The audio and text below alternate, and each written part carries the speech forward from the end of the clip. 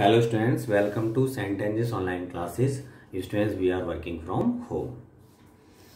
Student, आज की class में हम कुछ की पॉइंट डिस्कस करेंगे। उसके बाद बेटा हमने अब तक जो सारे टॉपिक कवर किए थे, distance, displacement, speed, velocity, acceleration, इन सब पर बेटा हमें मिक्स्ड क्वेश्चन करने के लिए दो टूल समझने पड़ेंगे।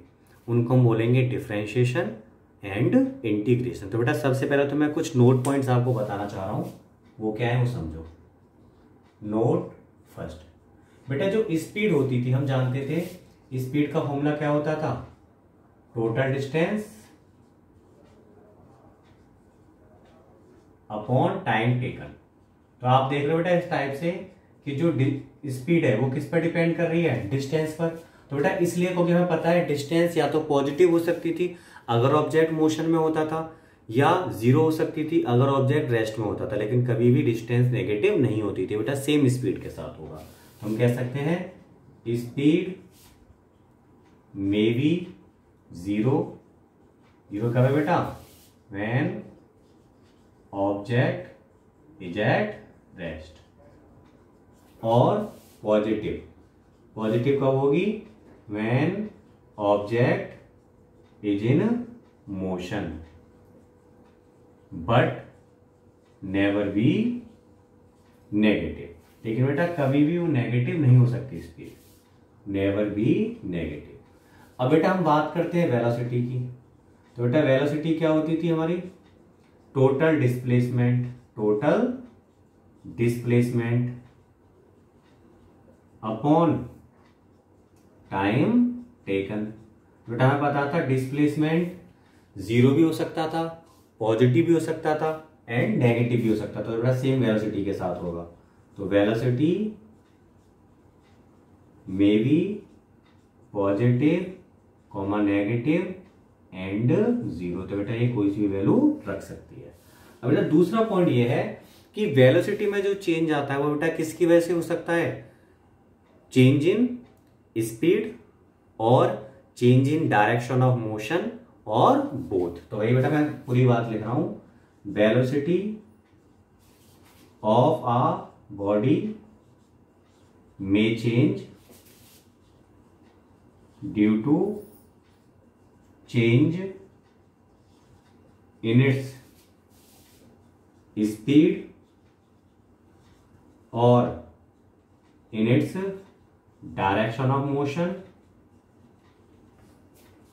Change in its speed, speed में चेंज होने की वजह से, और in its direction of motion, और बेटा डायरेक्शन ऑफ मोशन की चेंज की वजह से, और बोथ या बेटा दोनों की वजह से। ओके, अगर स्पीड बदल गई तो बेटा वेलोसिटी बदल जाएगी, और उसकी जो डायरेक्शन ऑफ मोशन है वो बदलेगी तो भी वेलोसिटी चेंज हो जाएगी, और अगर दोनों चेंज होते हैं तो बेटा वेलोसिटी चेंज हो जाएगी। Okay students, now pause the video and note it down. तो बेटा हम टॉपिक यूज करेंगे, नेक्स्ट टॉपिक जो है हमारा वो है डिफरेंशिएशन। बेटा डिफरेंशिएशन का मतलब होता है एक वेरिएबल का दूसरे वेरिएबल के रेस्पेक्ट में चेंज होना। तो जब भी एक वेरिएबल दूसरे वेरिएबल के रेस्पेक्ट में चेंज हो रहा होता है तो उसको हम क्या बोलते हैं, differentiation of one variable with respect to another variable. तो हम क्या कह सकते हैं, it represents the change in one variable with respect to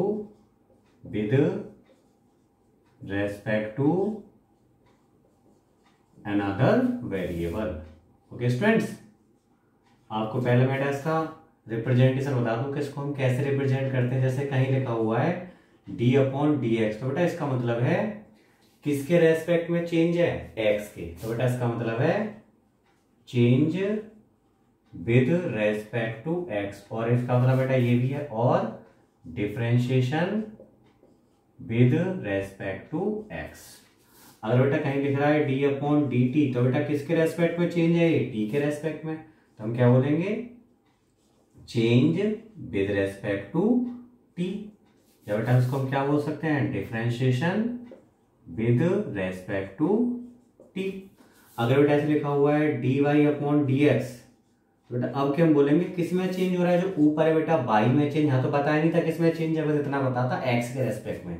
यहाँ बेटा बाई में चेंज है एक्स के रेस्पेक्ट में, तो हम क्या बोलेंगे इसको, change in y with respect to x. और बेटा इसका दूसरा मतलब होगा differentiation of y with respect to x. Okay students, next अगर मैं कहीं लिखता हूं d y upon d t, तो बेटा इसका मतलब क्या है, इसका मतलब है चेंज इन बाई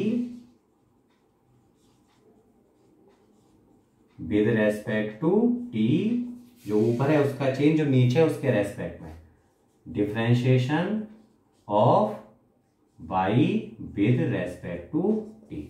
अगर बेटा मैं लिखूं d x upon d t, तो बेटा अगर मैं पोजीशन बोल दूं, इसे एक्स को मैं पोजीशन बोलूं, टी का टाइम बोलूं, तो change in position with respect to time, याद होगा इसको बेटा क्या बोल देते थे, वेलोसिटी कहते थे। तो वेलोसिटी का मतलब क्या हुआ, change in position with respect to time. And बेटा एक फॉर्मूला आपको याद होगा d v upon d t, v को बेटा मैं वेलोसिटी बोल रहा हूं, तो ये क्या होगा, change in velocity with respect to time, तो बेटा वो क्या बन जाता था, एक्सीलरेशन बन जाता था। तो आपसे अगर कोई बोले कि बेटा आप वेलोसिटी निकालो, तो आप क्या करोगे, पोजीशन का डिफरेंशिएशन करोगे टाइम के रेस्पेक्ट में। अगर आप एक्सेलरेशन निकालोगे तो बेटा वेलोसिटी का डिफरेंशिएशन करोगे टाइम के रेस्पेक्ट में। तो बेटा मैंने अब तक आपको जस्ट डिफरेंशिएशन का मतलब बताया है, अब हम इसके जो फॉर्मूले हैं उनको डिस्कस करेंगे। Okay students, now pause the video and note it down. अब बेटा डिफरेंशिएशन के फॉर्मूले देखते हैं, हमें बेटा बस लिमिटेड फॉर्मूले डिस्कस करने हैं जो हमारे फिजिक्स में भी यूज होंगे, क्योंकि अभी हम आपको ज्यादा कंफ्यूज नहीं कर सकते, क्योंकि फिलहाल अभी हमें उतना ही लर्न करना है जो हमारे लिए सफिशिएंट है। जैसे मैं पहले अगर फॉर्मूले की बात करूं, तो बेटा अगर मैं एक्स के रेस्पेक्ट में किसी कांस्टेंट का डिफरेंशिएशन करूं, तो बेटा आपको पता है कांस्टेंट का मतलब जो बदले ना, तो अगर मैं कांस्टेंट को देखूं तो बेटा वो किसी के रेस्पेक्ट में चेंज नहीं होगा।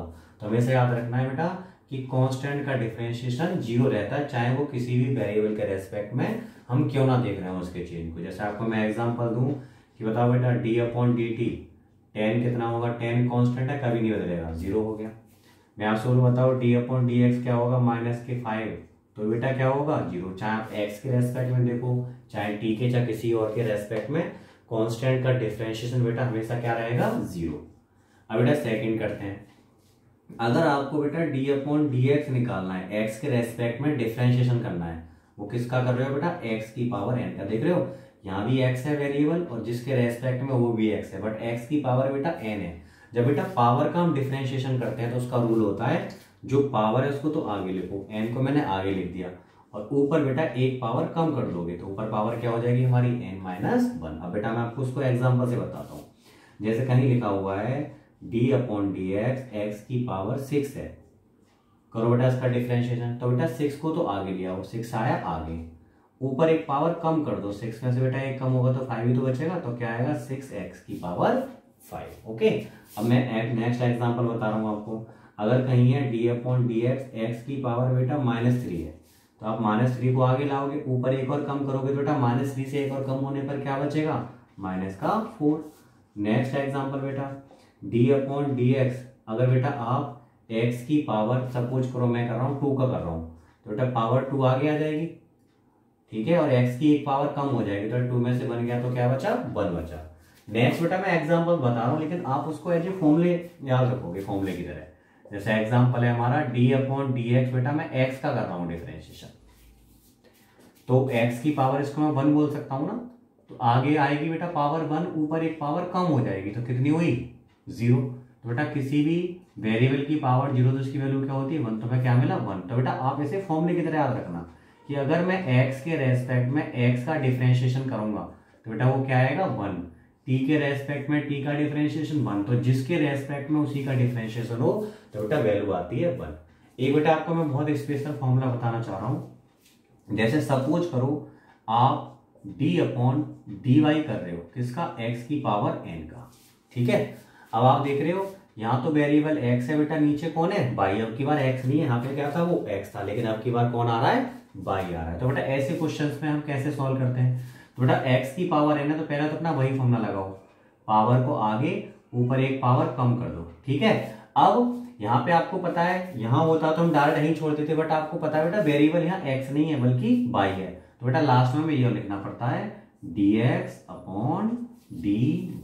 तो बेटा इस फॉर्मूले को भी हम याद रखेंगे। ठीक है, तो हमने कितने फॉर्मूले पढ़े अब तक? एक फॉर्मूला बेटा हमारा ये हो गया, एक बेटा x की पावर n वाला फॉर्मूला हो गया, ये मैंने इनके एग्जांपल दिए बाकी सारे। एक फॉर्मूला बेटा ये हो गया डायरेक्ट, और एक फॉर्मूला ये। अब मैं इसका एक एग्जांपल करा दूं आपको। जैसे कहीं लिखा है d upon d T x की पावर 5। बेटा इसका मुझे डिफरेंशिएशन करना है।